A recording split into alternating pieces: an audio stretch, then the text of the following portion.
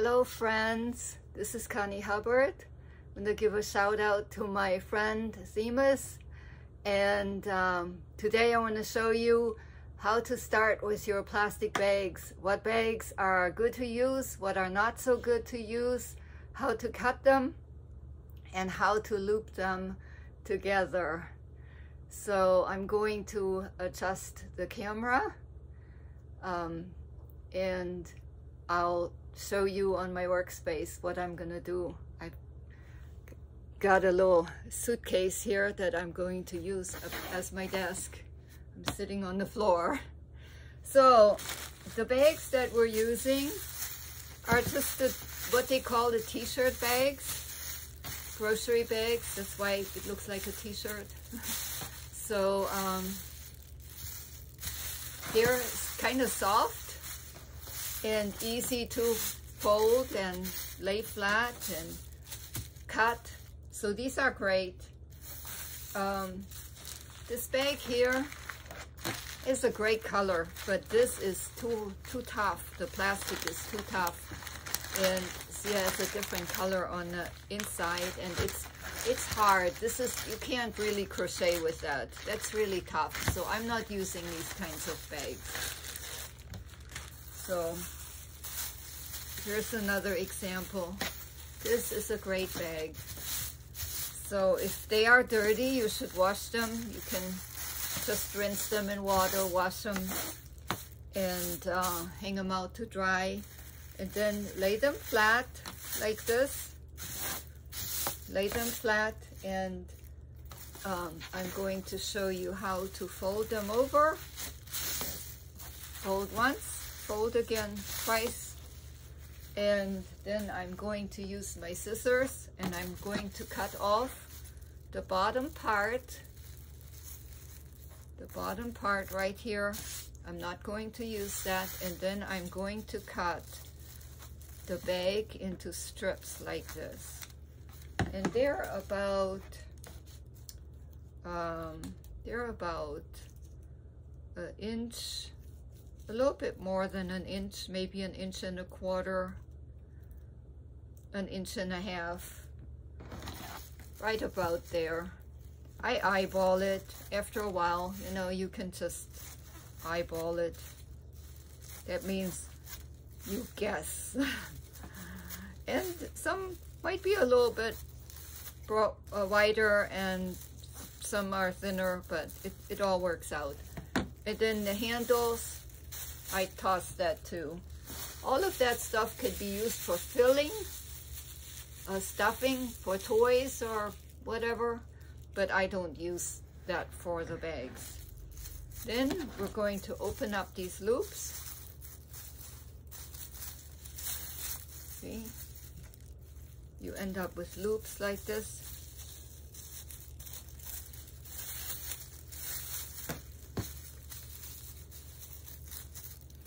And now many people show this process and show these steps, and there are many videos about it, but no one shows the next step that I'm going to show you that I use, that I call conditioning, and I think it's a very important step, and you don't want to leave that out because it makes looping these strips together a whole lot easier. So get about 8, let's see, how many do I have? 1, 2, 3, 4, 5, 6, 7, 8, yeah, get about 8 strips out of one bag. So this is what it looks like, just cut and opened up. But this conditioning that I'm doing, I'm holding all of these bags, all of these strips, and I'm just swiping my hand down and swiping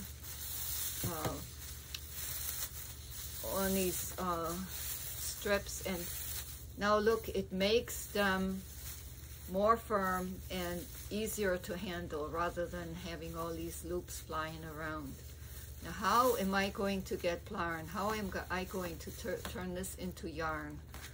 I'm going to start with 2 loops, lay them over each other like this, hold on to this, go underneath this one, grab this one, and pull it.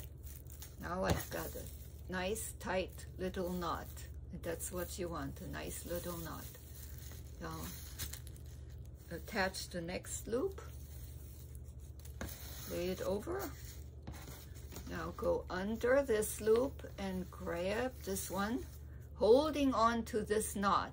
This is important because I'm going to show you what most beginners, what mistake most beginners make, okay?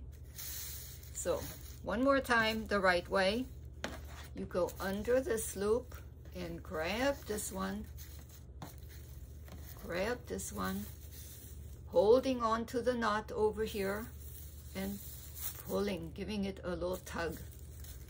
Okay, now I'm going to show the error. You hold this and hold on to just one or two strands over here, but it's off. Oh, look what happened. It's off. And this is a mistake that is easily made by beginners. So, and I'll show you how to fix mistakes. And what to do when a loop breaks. Again, let's do it the right way. Under here, under this loop, grabbing this one, holding on at the knot and pulling it tight. Now when you've got a lot of these, you can just roll them up into a ball and you have the beginning of a Plarn ball that can be crocheted. Okay, so now I'm going to show you a shortcut, because to do one bag at a time takes a long time, and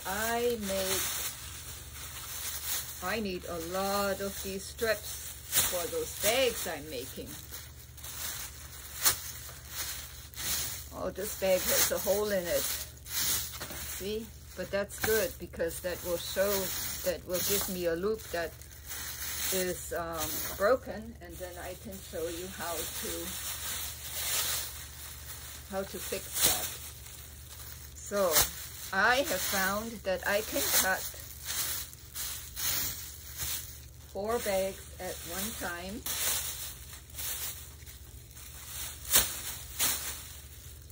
Always lay them nice and flat, stack them on top of each other, lining them up right here. And we'll do one more.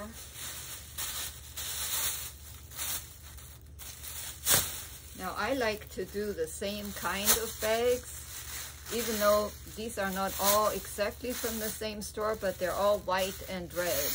So I keep all my bags organized by color and then keep them together. So now I'm going to flip this over, and I like to have the writing on top because it gives me a little bit of a guideline how straight I'm cutting my loops. Folding once, folding twice, smoothing it out, making it flat. It's really good to have some strong scissors, and only use them for plastic. Don't use them for fabric, because then they don't work anymore. So now you can see this is a good pair of strong scissors, and they cut through 4 bags at the same time.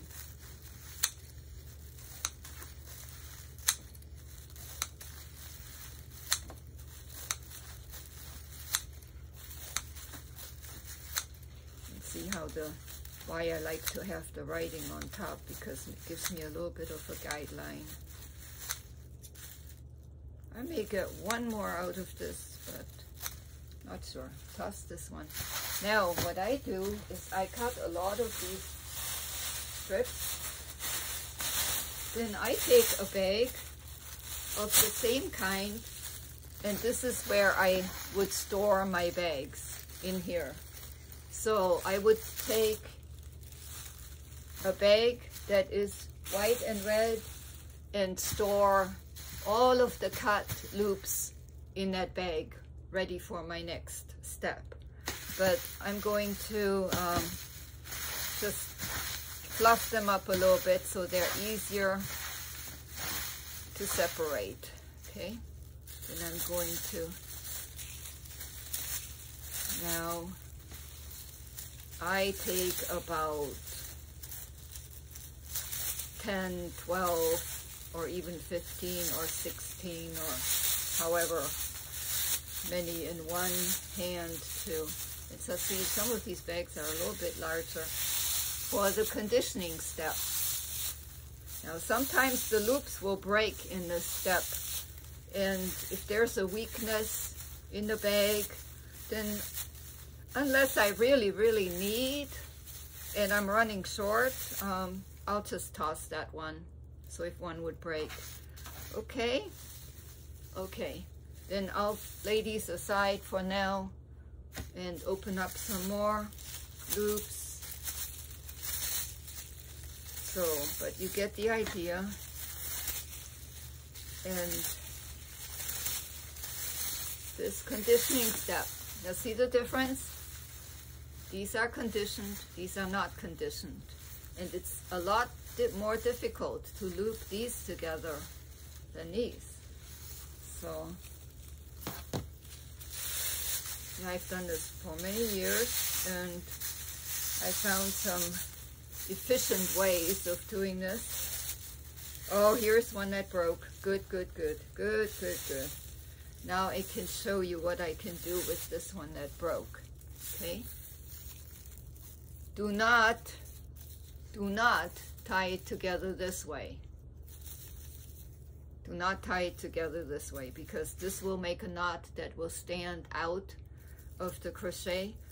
But so you can tie it together this way. It's just a little knot, and tighten that. And don't worry about these little ends that will be crocheted in. Not a problem. I'm going to put these aside and start looping these together. I'm going to do this again this way, how we start out, under here, under this loop, and grabbing this one, holding on to this. And now I'm going to do it this way, where I start rolling this up already, and in my left hand, I'm right-handed, so in my left hand I will hold the loops and the beginning of the ball of Plarn, and then I'll reach through this loop and grab a loop from my arm and roll it up. So again, I reach through this loop and grab a loop from my arm. Give it a tug so you get some nice little tight knots.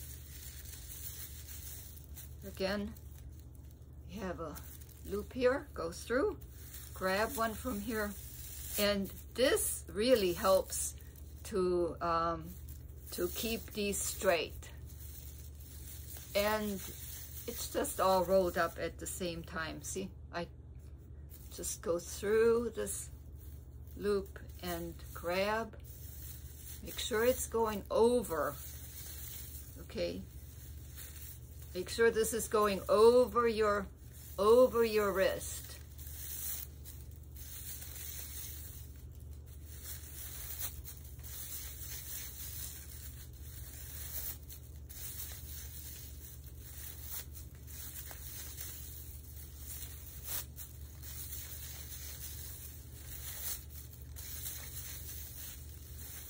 Oh, now, what are we gonna do if one of these breaks here?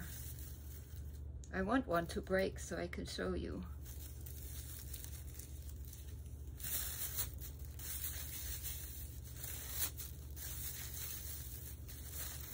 Ah, yes, there was a weakness.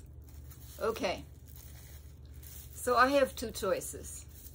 If I'm very particular about crocheting something like a handle where I don't want these parts, I can just cut really close to the knot on the side of the broken strip.